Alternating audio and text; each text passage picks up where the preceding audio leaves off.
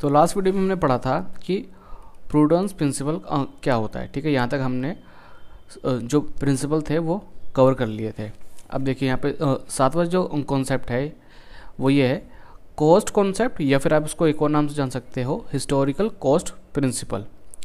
अब ये क्या कहता है ये, according to the cost concept an asset is recorded in the books of account at the time price paid to acquire it, and the cost is the basis for all subsequent accounting of the asset।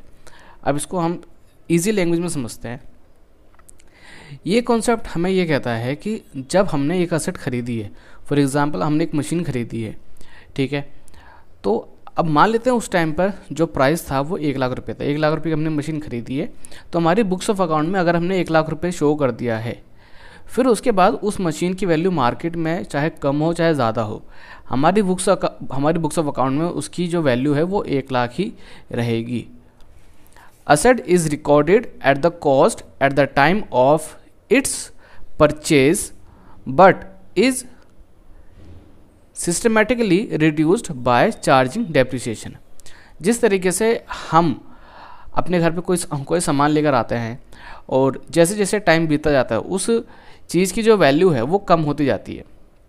यानी कि अगर आप एक washing machine अगर आप खरीद के लाते हैं घर पे, अब मान लेते हैं 15,000 रुपये की, ठीक है, तो अगले साल या फिर मान लेते हैं 6 महीने बाद क्या उसकी वैल्यू 15,000 ही रहेगी? नहीं, कम हो जाएगी।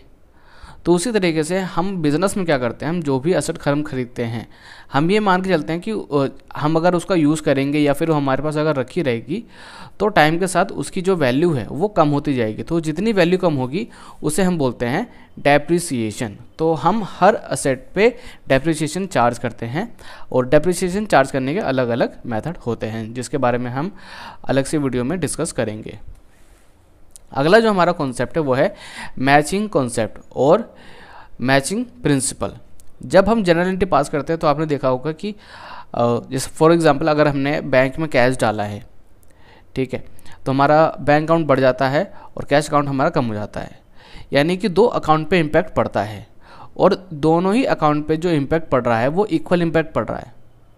जितना हमारे पास से कैश गया है, मान लेते हैं हमारे पास से कैश गया है 10,000 रुपये, हमारे पास से कैश गया 10,000 रुपये और हमारा बैंक जो है वो 10,000 से बढ़ गया है। तो अगर आप यहाँ पे देखो तो यहाँ पे भी दोनों ही अकाउंट क्या हो रहे हैं, इन दोनों भी अकाउंट पे जो इम्पैक्ट पड़ा है वो इक्वल पड़ा है। तो इसलिए हमारी अकाउंटिंग में इसको बोला जाता है matching concept. The expense for an accounting period are matched against related revenues.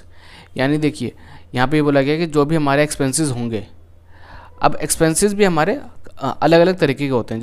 जैसे मैंने आपको जो हमारा बेसिक वाला जो वीडियोस थी, ठीक है, स्टार्टिंग में मैंने आपको बताया था कि एक्सपेंसेस हमारे मेनली वैसे 3 तरीके के होते हैं।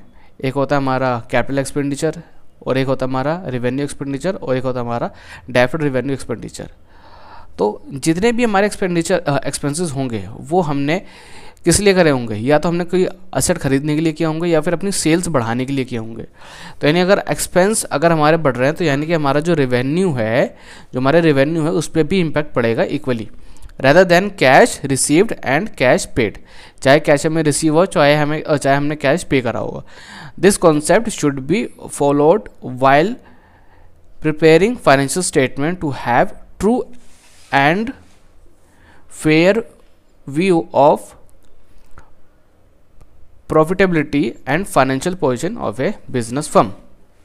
तो ये जो प्रिंसिपल है, ठीक है, जब हम अपनी फाइनेंशियल स्टेटमेंट बनाते हैं, देखिए फाइनेंशियल स्टेटमेंट में 3 चीज़ें हमारी होती हैं। एक होती है हमारी trading account, profit and loss account और बैलेंस शीट, ठीक है। अब ये 3 अकाउंट मतलब 2 अकाउंट और एक बैलेंस शीट हमारी बनती है अगर हम सोल प्रोप्राइटरशिप की बात करते हैं। तो मतलब कि एक ऐसा बिजनेस जिसमें कि अकेला ओनर है और वो कंपनी ना हो, ठीक है, वो कंपनी ना हो, तो उसे हम बोलते हैं सोल प्रोप्राइटरशिप। तो उसमें trading account, profit and loss account बनता है और बैलेंस शीट बनती है। ध्यान रहे बैलेंस शीट कोई अकाउंट नहीं है, ठीक है। बट अगर हम कंपनी की बात करते हैं तो कंपनी के केस में जो है हमारी बनती है प्रॉफिट एंड लॉस स्टेटमेंट और बैलेंस शीट, बस दैट्स इट, ठीक है।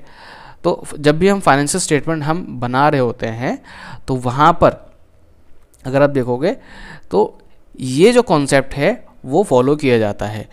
क्योंकि देखिए फाइनेंशियल स्टेटमेंट बनाने से पहले हम ट्रायल बैलेंस बनाते हैं। तो ट्रायल बैलेंस में हमने जितनी भी ट्रांजेक्शन करी, चाहे वो जनरल एंट्री करी, चाहे हमने लेज़र बनाया हो, उसके बाद हम उसको मैच करके देखते हैं, ठीक है, कि डेबिट साइड और जो क्रेडिट साइड है वो इक्वल आ रही है फिर नहीं। अगर आपको ट्रायल बैलेंस नहीं समझ में आया तो वो जो हमारी जो ट्रायल बैलेंस की वीडियो है अब वो देख लीजिए।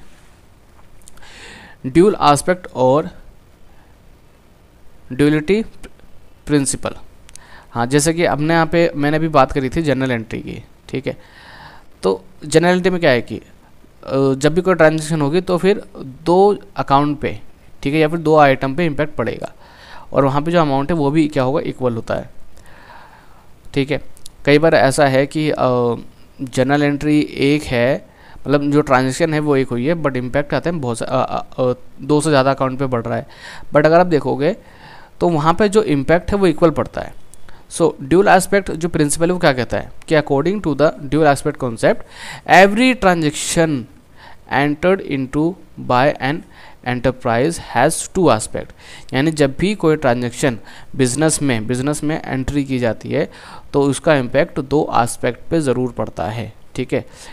अब वो जो 2 एस्पेक्ट है वो क्या होंगे, a debit and a credit of equal amount. यानी एक एस्पेक्ट डेबिट हो रहा होगा और एक एस्पेक्ट क्रेडिट हो रहा होगा और इक्वल अमाउंट से हो रहा होगा। सो हमारा नेक्स्ट कॉन्सेप्ट है रेवेन्यू रिकॉग्नाइजेशन कॉन्सेप्ट। देखिए बिजनेस में अलग अलग तरीके की ट्रांजेक्शन होती हैं, बट हमें ये पहचानना ज़रूरी है कि किस ट्रांजेक्शन से हमारी रेवेन्यू हो रही है। अब बिज़नेस में हम 2 चीज़ें बेच सकते हैं। एक तो है हमारा स्टॉक, मतलब जो बिज़नेस का माल है, जो हम जिस चीज़ के लिए हम जाने जाते हैं। अगर हम कपड़े बेच रहे हैं तो यानी हमारा मेन बिजनेस कपड़े का है। अगर इसके अलावा अगर हमने कोई मशीन वगैरह अगर हमने बेची है तो वो हमारा मेन बिजनेस नहीं है।